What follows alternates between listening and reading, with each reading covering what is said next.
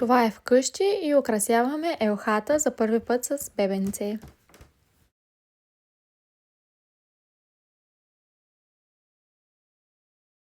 Здравейте! Днешното видео вероятно ще стане малко по-кратичко и малко по-спонтанно реших да го снимам. Вероятно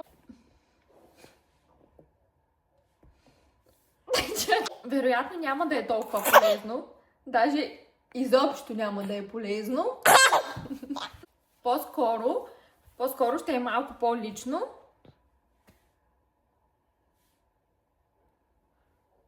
Като мисля да ви споделя за нашата първа Коледа с бебенцето миналата година. Бебето беше на 4 месеца тогава, почти 5, 4 месеца и половина някъде беше на Коледа. И тя не беше кой знае колко специална, тъй като тя беше много малка, все още нищо не разбираше, нито подаръци, нито коледния дух и така нататък, докато сега вече тя е малко по-голяма. И мога да кажа, че доста от нещата ги разбира. С нея украсихме елхата заедно вече. Знае, че ще има подаръци. Аз обяснявам сега колко го разбира адекватно, не знам. Но знае за дядо Коледа. Ето. Къде е, мамо, дядо Коледа? Къде е дядо Коледа? Там ли е? Да, там е дядо Коледа. Вчера писахме писмо на дядо Коледа и като цяло вече е доста по-съзнато човече, докато миналата година наистина беше доста мъничка и нищо не разбираше.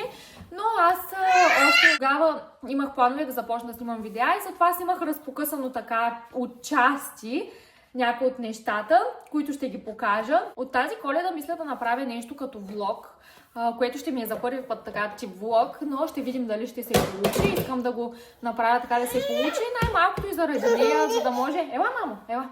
За да може тя като порасне, да го гледа и да й остане някакъв спомен. Така, ще ви разкажа за миналата ни Коледа. Аз съм споменала вече няколко пъти, че ние с моят мъж сме от различни градове. И до сега винаги сме били примерно на бъдни вечер, примерно при моите родители. Вече на Коледа си пътуваме и ходим при неговите родители, нали? Горе-долу, така правихме нещата, за да няма сърдити. Миналата година обаче решихме, тъй като тя беше мъничко бебенце, да не я разкарваме примерно бъдни вечер, да караме при моите родители, да пътуваме на следващия ден, да караме Коледа, съответно при моя мъж родителите. И съответно решихме да караме и бъдни вечер и Коледа при моя мъж родителите. Сега ще споделя някои моменти от там. Матея, това си ти там.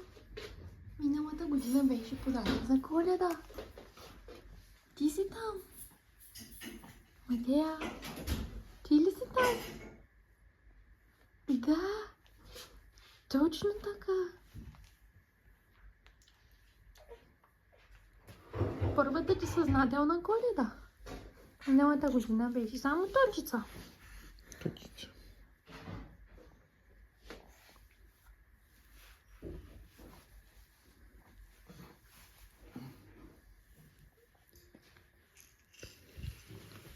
Активности преди вечерята.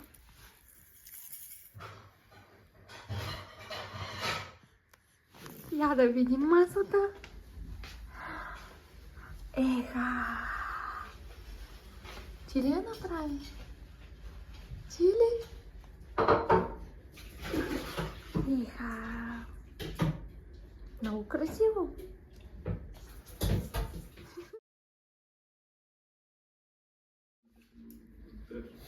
Добро утро! Коледно човече! Добро утро! Сладкище!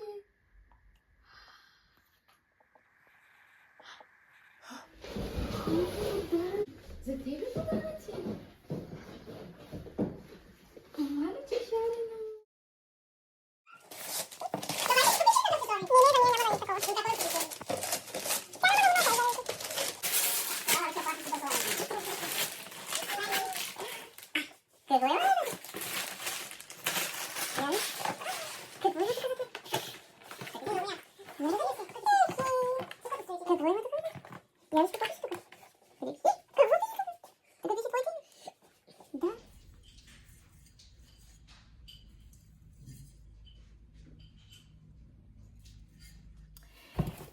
след това нова година я карахме... След това нова година я карахме при моите родители, тъй като естествено вече нали, с нея, с малко бебенце, няма как да се съберем нали, с голяма компания и така нататък. Затова решихме при моите родители да си караме нова година. Бяхме в тесен семейен кръг, карахме си нова година, мина си нали, 12 часа, имаше заря, пиратки, но тъй като моите родители живеят в вилна зона, не се чуваше чак толкова много и съответно даже тя успя да си спи и нямаше никакъв проблем, изобщо не се събуди, даже не помръдна, докато бяха пиратки, заря и така нататък. А това е при моите родители и това е от баничките за нова година и тук Матейче си избира късметче.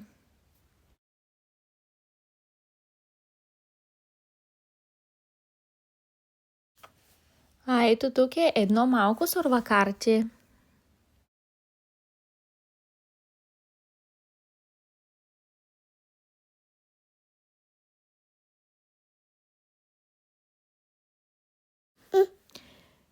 И започваме да сурвакаме баби, дядовци, да са живи, да са здрави и да ни дадат какво? Парички. Изкарахме си много добре и двата празника. И бъдни вечери, Коледа и Нова година, беше всичко спокойно, нямаше никакви проблеми. След това, на следващия ден, след Нова година, ходихме да се парзаляме за първи път така. Съответно, нали, тя беше доста мъничка, нищо не разбираше, но пък това си е спомен, който остава за нас. Нали, в крайна сметка, колкото и да е малка, на нас ще ни остане споменът и емоцията. Пък и в крайна сметка с майка като мен ще има снимки, които ще гледа и ще й разказвам. Кой киха?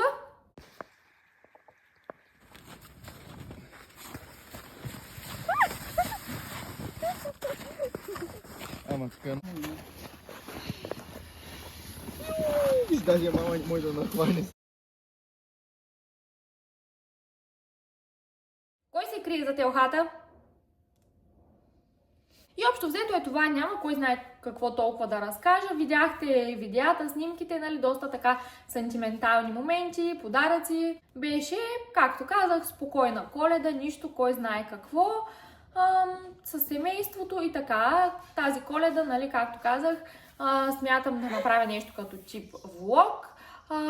Имаме идеи да се съберем тук в нас и двете семейства, за да не се налага пак да пътуваме. Може би на бъдни вечер ще сме си само ние с моя мъж и детенцето, тримата. Пък вече за Коледа ще се съберем нали, с близките ни, така пак тесен семейен кръг и неговите родители, и моите родители. След като направихме ремонт тук в кухнята, вече има доста място да се съберем, преди нямаше такова. Но и затова ще ви имам доста снимки, видеа и затова ще ви направя видео за ремонтите, но като приключа нали, с тези за момента, които съм си запланувала бебешки. И така, това е общо взето. Толкова успях да снимам за това видео. Както казах, вероятно не е било полезно за никого, но пък може би не е интересно чак толкова много за хората, но е сантиментално. Ви го показвам просто за да видите. Да, мамо! Просто за да видите как протича една Коледа с малко детенце, тези празници, как протичат с едно бебенце. Ма не малко детенце, направо си беше бебенце. Сега вече си е детенце. И ще видим колко ще разбира подаръците. Да, мамо, нещо искаш ли да кажеш? Ти до сега искаш да казваш неща, сега какво? Това е от това видео. Стана доста кратичко, но толкова. Просто исках да го снимам, за да си вървете нещата по ред, защото после ще ви снимам и за първото море, и за кръщението на Матейче, и за прохождането, и за първия рожден ден. И просто, нали, така исках да си вървят подред нещата. Знам, че не е кой знае колко интересно, нали, това, което съм снимала днес. Смисъл, това, не съм го снимала днес, да миналата година го снимах. Но просто исках да си вървят подред нещата и да видите, нали, как минава нали, как минават тези празници с малко бебенце. И това е. Ето. Какво е това, мамо? Какво е? Гном? Чао и хубав ден!